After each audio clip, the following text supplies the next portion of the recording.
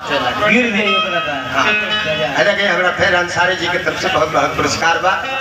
हार्दिक अभिनंदन बा, सलाम अलैकुम बा। वाह वाह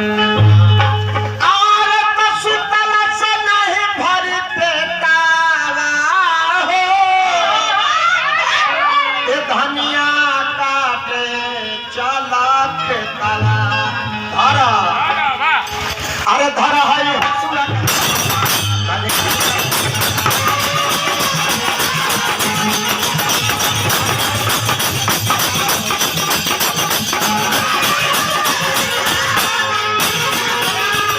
सुना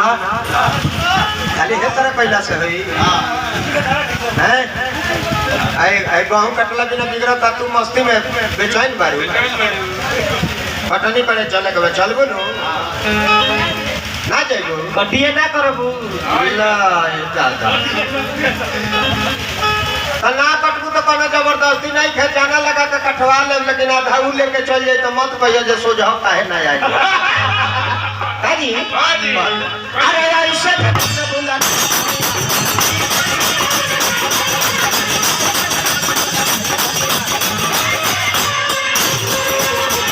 सुना कटने तो होइए जाई काट के काटी बाकी बनी ही सदारवा काटे तो में से लेइए जाई सब ना आई अरे काट के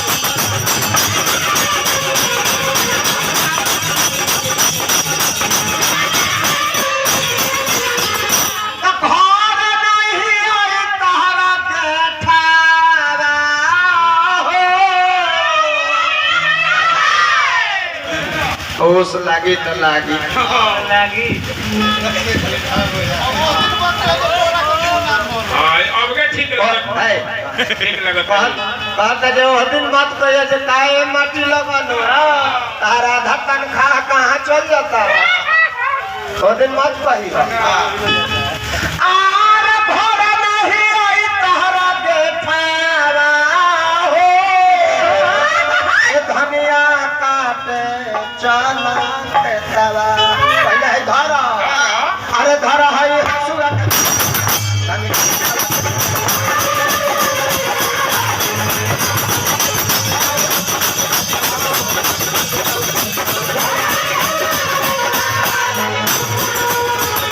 और अपिया बड़ा चढ़ाक रहे कहते जी राजा जी जाए दी तनी कमेन में आई घरे जाना लगा ली, मान ली कि हम अकेले ही बनी घरे के खाना बनाई अब बेरा पर ना घोटे तो खड़ाई मार दी हाँ तो गोबर फाटू लेखन हो जाए अरे बताए कल जब बुरबके हो आई बतावा चैत में चूल्ह बरल जाला चैत में जकरा यहाँ चूल्ह बड़ा तो बुझिए जे अब भगे पड़े चाहे उनका चैत के लय लूटे के लूढ़े नहीं चैत में चूल्ह कहाँ बड़ा लाऊ तो जहाँ मन करे तो हमें लाठ या गाठ वाह वाह अरे नमक संग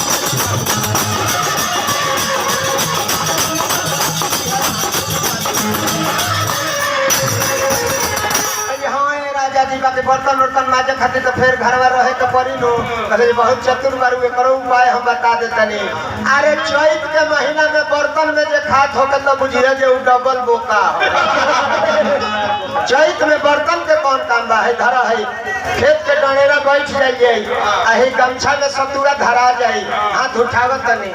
अरे उठा के धरा हाँ तो धरे देखे अब धरे पीढ़ी के न बनबो आहे तरे गमछा में धर के सतुआ आ तनी पानी के ठुघारा दे के सुमित जब दू बेर मारल जाइबो गप के गोल हो जाए वाह वाह अरे गमछा में चल जाई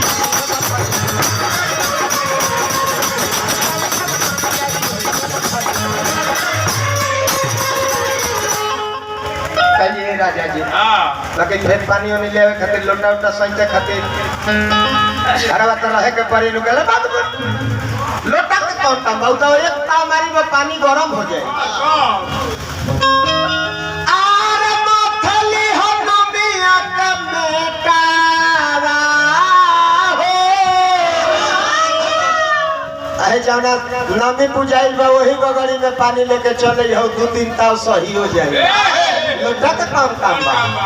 और मथली हो नबिया के बेटावा हो चला खेतला अरे धर हई हसुआ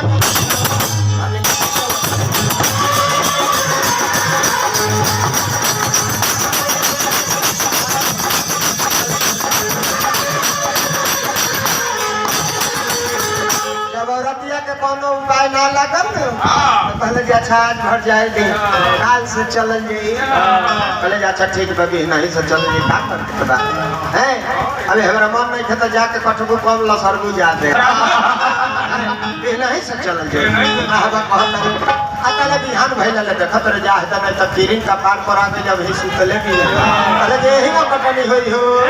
अब खता हो भैया मार जाके दरर भौजी के संगे आधा खेतो दार दहले आ तो बहिने सुंदर दर अरे भाम भाई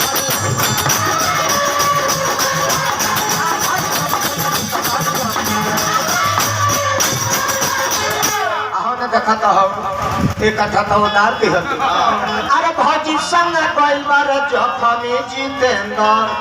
आउ हाउ देखता स्वरूपा अरे भौजी संग